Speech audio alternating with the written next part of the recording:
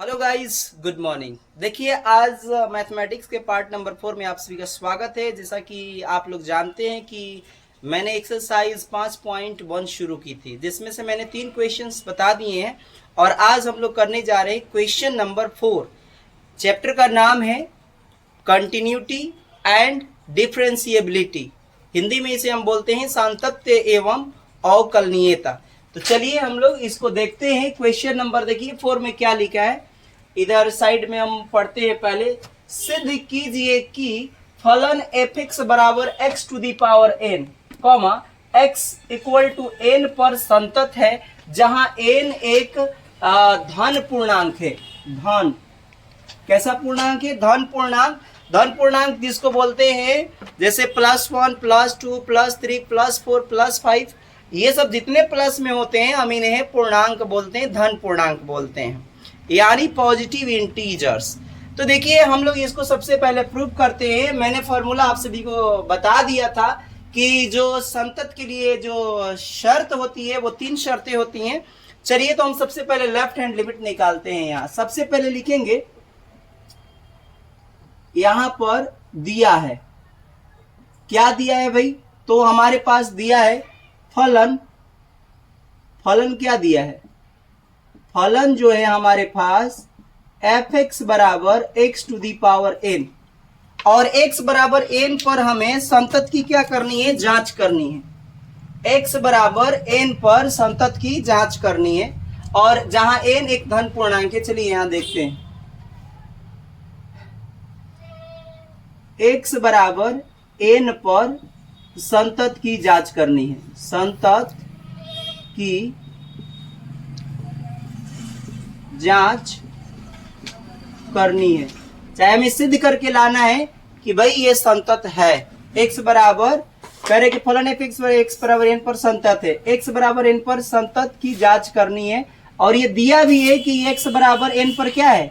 संतत है। तो चलिए हम पहले सबसे पहले देखते हैं। लेफ्ट हैंड लिमिट बराबर हो जाती है लिमिट, हम लोग लिखते हैं एक्स टेंस टू सी, और यहाँ लिखते हैं माइनस, और यहाँ लिखते हैं फंक्शन। ये सूत्र आप सभी को पता है।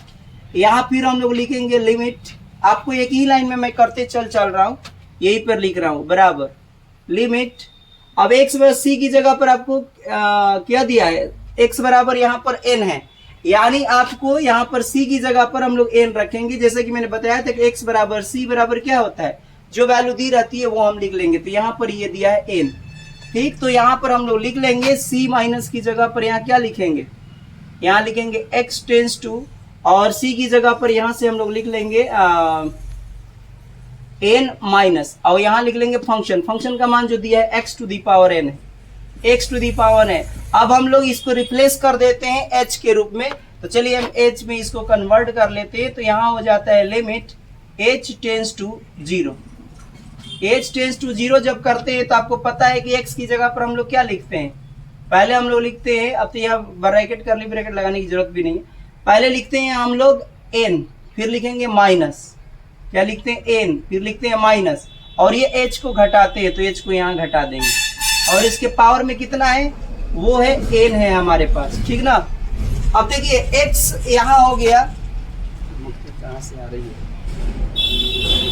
X to the power N है हमारे पास, n minus h to the power N. अब इसको देखिए ओपन तो हम कर नहीं पाएंगे, क्योंकि एन तो आपको पता है कि यहाँ पर पॉजिटिव कोई भी नंबर हो सकता है, 5 6 7 8 10।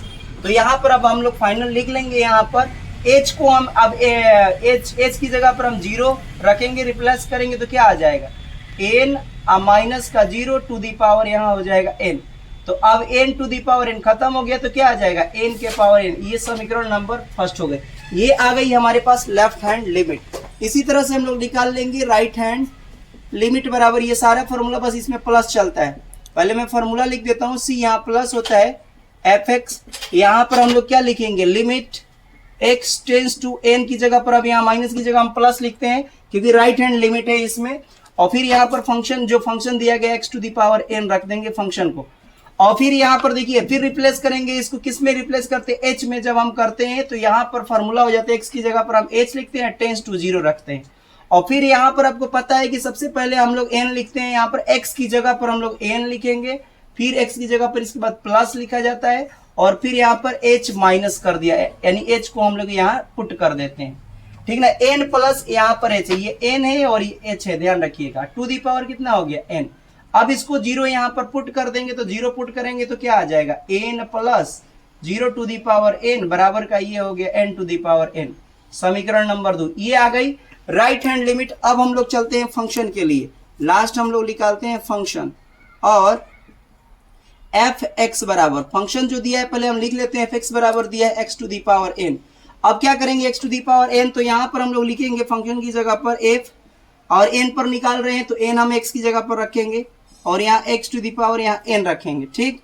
अब देखिए यहाँ पर नहीं रखना, एक्स की जगह पर हमें एन रखना है, तो एन रखूंगा तो एन आ गया।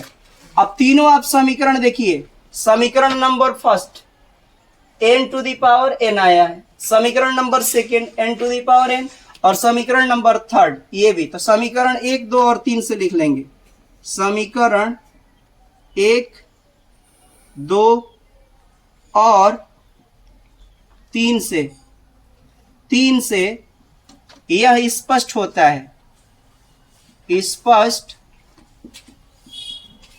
होता है कि दिया गया फलन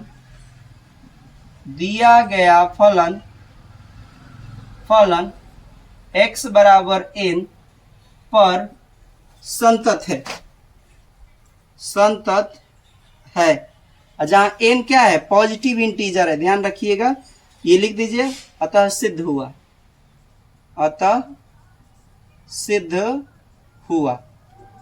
तो ये हो गया यहाँ पर कंप्लीट। आपने देख लिया कि किस तरह से हम लोग संतत को जांच करते हैं, तो कृपया आप लोग देख लीजिए एक बार, ठीक है। तो अब हम लोग नेक्स्ट क्वेश्चन देखेंगे, अब इसको हम लोग समाप्त करते हैं।